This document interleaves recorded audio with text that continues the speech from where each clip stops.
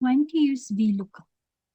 So Vlookup is ideal for large datasets when looking up exact values. It searches vertically, left to right, and returns the first matching value.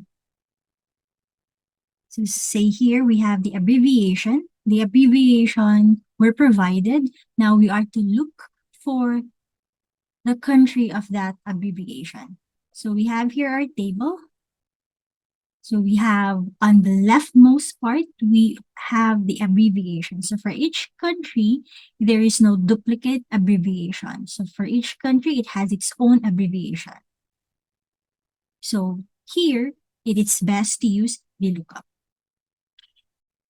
All right, so VLOOKUP. Right? So our lookup value is DZ for the cell F2 and our table array, basically our table. So for here, I'm just gonna select because what we only need is the abbreviation and the country, right? And column index number, the column index number meaning at what particular column or what's the particular column index number of the value that will be returned. So where is it located? It's located in column B, and column B is the second column in our table. So that's 2.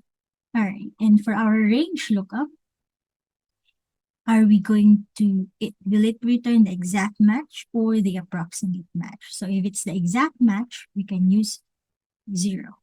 If it's approximate match, then you can use 1. But since we're looking for the exact match, because we want to know that particular country for this abbreviation.